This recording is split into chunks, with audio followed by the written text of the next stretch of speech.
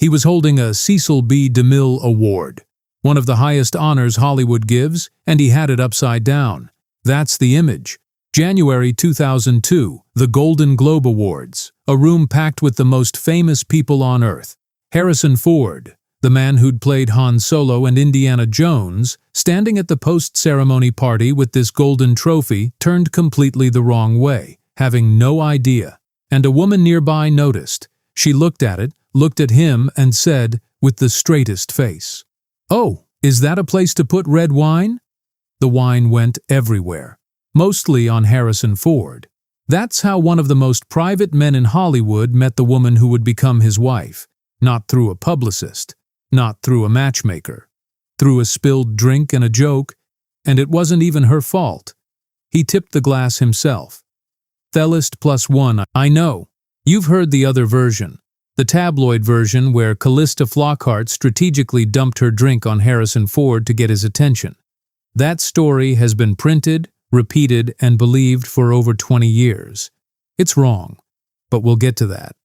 Because the real story of Harrison Ford and love, all of it, across 60 years and 3 marriages, is far more honest, far more complicated, and ultimately far more human than the tabloid version. At 83, Ford has started talking, not to People magazine's publicist-approved question list, not in a 3-sentence red carpet quote. He sat down with NPR's Rachel Martin on her show Wildcard in August 2025 and said things about love and marriage that most men his age never say out loud. Harrison Ford was born on July 13, 1942, in Chicago, Illinois, the second child of a former actor turned advertising executive and a homemaker mother from a Jewish immigrant family. It was a stable, middle-class upbringing in Park Ridge, a suburb just outside the city, and by all available accounts, Ford was not remarkable at school. He was a solid student, not exceptional.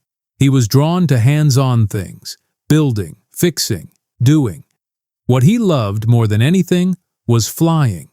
He started taking lessons as a teenager, in part because O'Hare Airport was practically in his backyard, and he earned his pilot's license before he had a driver's license. That detail tells you something real about how Ford processes the world. He doesn't learn things to talk about them. He learns things so he can do them. He enrolled at Ripon College in Wisconsin and studied philosophy and economics before finding his way to the drama department. Not because acting made obvious sense, because it was the thing that kept pulling him back. He graduated, packed up, and moved to Los Angeles. This would have been 1964. He was 21 years old. He arrived in Hollywood at the exact moment Hollywood didn't want him. He went to auditions. He read for parts. Studio executives told him he didn't have it, that elusive quality that made someone a star. Columbia Pictures signed him to a $150 a week contract for small parts. He was a face in the background of things, speaking lines that nobody would remember.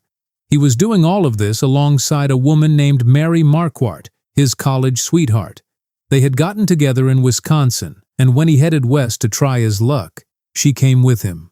In June 1964, the same year he arrived in Los Angeles, they got married. He was 22 years old. She was the same age.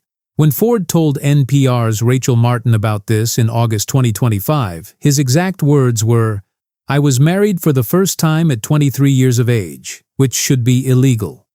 He wasn't entirely joking. For the next several years, Harrison Ford worked.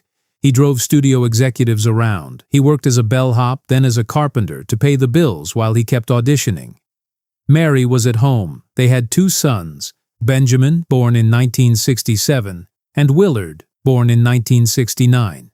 The picture of their life in those years is of 2 young people grinding it out in a city that wasn't giving Ford any traction, and a marriage being asked to carry a weight that most young marriages can't. The Hollywood industry was not kind to aspirants in this era if they didn't break through quickly, and Ford didn't break through. Not yet. He was a good actor who hadn't found his moment, which is the worst kind of almost close enough to keep trying, far enough to make you question everything. He kept doing small parts. He kept doing carpentry. He kept going. Then, in 1973, George Lucas hired him as a reader. someone to sit across from actors auditioning for American Graffiti, feeding them their lines. Ford was not supposed to be auditioning, but Lucas watched him in that room and eventually cast him in the film. It was a small but meaningful role, and it led directly to a conversation 4 years later about a strange science fiction project that nobody thought would make any money. Star Wars opened in May 1977. By the time the summer was over, it had made $461 million at the global box office. In 1977 dollars, and Harrison Ford, who had been a carpenter 6 months earlier, was famous in a way that almost no person becomes famous. Everywhere, all at once, instantly. And somewhere in that year, or close to it, his marriage to Mary Marquardt quietly began to fall apart. The divorce was finalized in 1979, 15 years after they had walked into Los Angeles together, after 2 children, after the lean apartment, and the years before the breakthrough, after everything. Neither Ford nor Marquardt ever gave a detailed public accounting of what happened. Rumors circulated at the time that Ford had begun a relationship with Melissa Mathison, a screenwriter, while still married. Neither party confirmed those rumors, though the sequence of events that followed gave them a certain weight. What we know for certain is that by 1979, the marriage was over, and the woman who had written the whole difficult, hopeful early chapter of his life with him walked away from the story that was now, finally, becoming everything they had both worked for. Mary Marquardt later developed multiple sclerosis. She never remarried. Melissa and the decade Ford doesn't discuss. In 1983, 4 years after his first marriage ended, Harrison Ford married Melissa Mathison. Mathison was a screenwriter, serious, talented, with work that had earned genuine respect. She had written the screenplay for Steven Spielberg's E.T. the Extraterrestrial, released in 1982, and that script was not a piece of commercial product. It was an emotional artifact, the kind of writing that takes real craft. They had 2 children together, Malcolm, born in 1987, and Georgia, born in 1990. On paper, this marriage looked like everything the first one was supposed to be. Ford was now one of the biggest movie stars alive. Mathison was a successful creative in her own right. They lived on a ranch in Wyoming, and by most public appearances, it worked. But the marriage was in trouble long before either of them said so publicly. The separation reportedly began around 2000, and the divorce was finalized in 2004, though the legal proceedings had started years earlier. What made this divorce a flashpoint in entertainment business history was not the emotional details, which both parties largely kept private, but the financial ones, which were staggering. Ford and Mathison had no prenuptial agreement. That absence, in a marriage between a man who had earned hundreds of millions of dollars during their time together, created a settlement that stunned Hollywood's legal community. Mathison received approximately $85 million. She also negotiated a share of Ford's future earnings from films he had made during their marriage, including Indiana Jones and the Temple of Doom, Indiana Jones and the Last Crusade, The Fugitive, Air Force One, and Witness. She would continue receiving royalty payments from those films for years after the divorce.telegraph.co+1. It is widely considered one of the most expensive celebrity divorces in Hollywood history. Melissa Mathison died of neuroendocrine cancer in November 2015 at age 65. Ford has almost never discussed the details of why this marriage failed. In a business where every dissolution eventually becomes a podcast episode or a memoir chapter, the real story of what happened between Harrison Ford and Melissa Mathison remains 20 years later largely private. What we do know is that by the time it ended, Ford had spent 40 years, from 22 to 62, being a husband, and that both attempts had collapsed. Most men in that position either walk away from the institution entirely or go quiet about it forever. Ford, it turns out, did something else. He stayed open. And he had already met the reason why. The night everything tilted. The 59th Golden Globe Awards were held on January 20, 2002, at the Beverly Hilton Hotel in Beverly Hills. Harrison Ford was there to receive the Cecil B. DeMille Award for Lifetime Achievement in Film. He was 59 years old. His divorce from Melissa Mathison was in process, The proceedings had started, though the settlement wouldn't be finalized for 2 more years. Callista Flockhart was also there. She was 37, coming off 6 seasons of Ally McBeal, one of the most talked-about television shows of the late 1990s. She had recently adopted a son on her own, a baby boy named Liam, whom she was raising as a single mother. Ford, according to his own telling in a 2024 New York Times interview, spotted her across the room and asked his agent who she was. The agent told him. Ford said, "Oh, what does she do?" Which suggests he hadn't really watched Ally McBeal. His agent said, "She's Ally McBeal." Ford said, "Well, could you introduce us?" The agent made the introduction. Ford walked over to say hello. And then, in a room full of people who all believed that Callista Flockhart had spilled wine on Harrison Ford to get his attention, the actual truth is almost funnier. They talked for 20 minutes. At some point, Ford was holding his Cecil B. DeMille Award upside down. He didn't notice, and Flockhart looked at it and made the joke about a wine glass. The wine went everywhere. He spilled it. She walked away from that conversation thinking, by her own account, that he was a lascivious old man who was hitting on her. Then the show ended.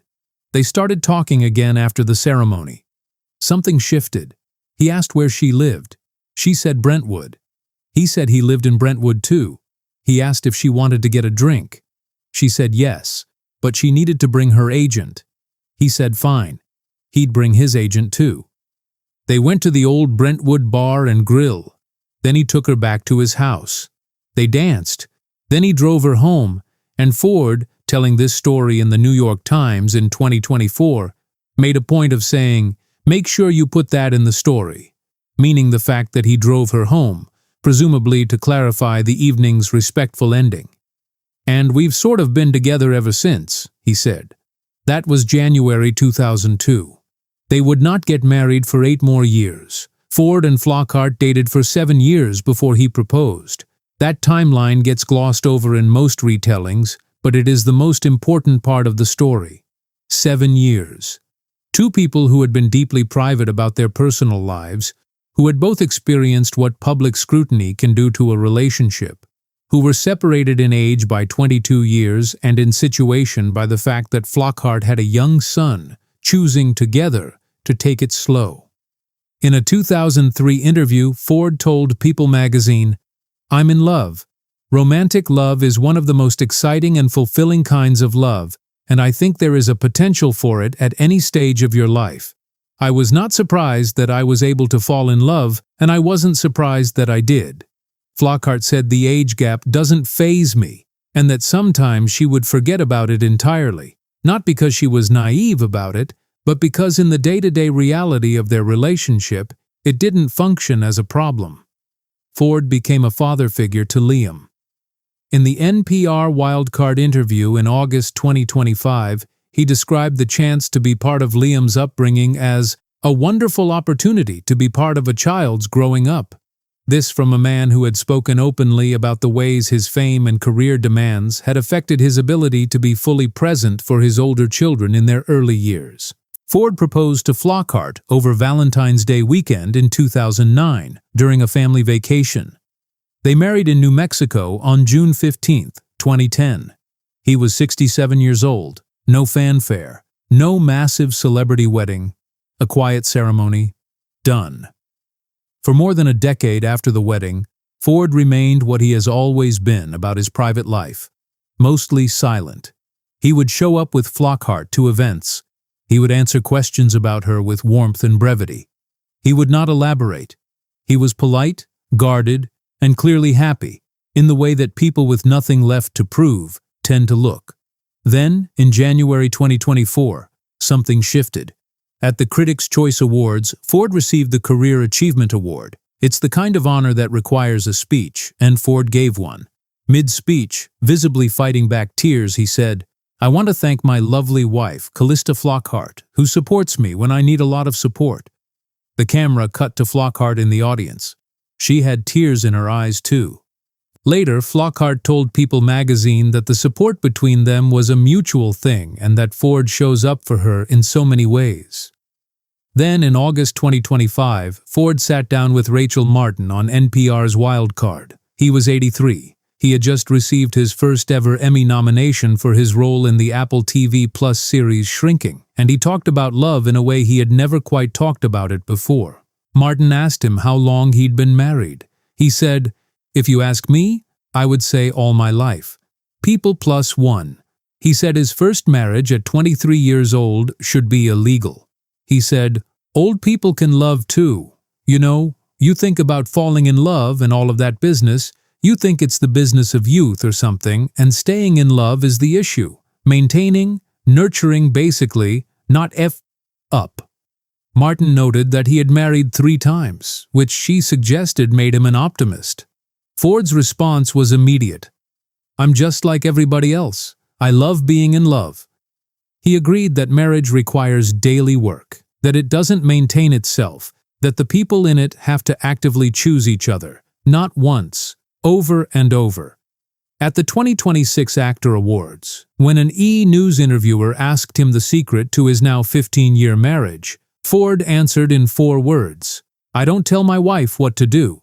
He clarified, with characteristic deadpan, that this applied to both their home life and their careers, including whether Flockhart might ever appear on Shrinking.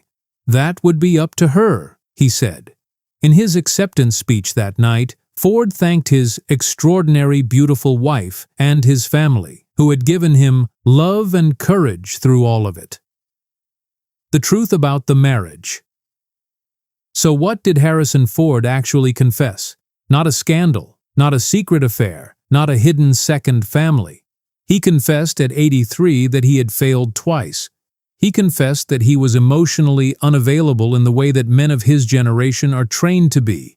The man who shows up but doesn't say much, who is competent and capable and closed off. He confessed that he was 22 years old when he got married the first time, which he says out loud on national radio should have been illegal. He confessed that he has spent 60 years learning, slowly and through real failure, what it actually takes to stay in love. Maintaining, nurturing, basically, not feet up. That's not a polished quote.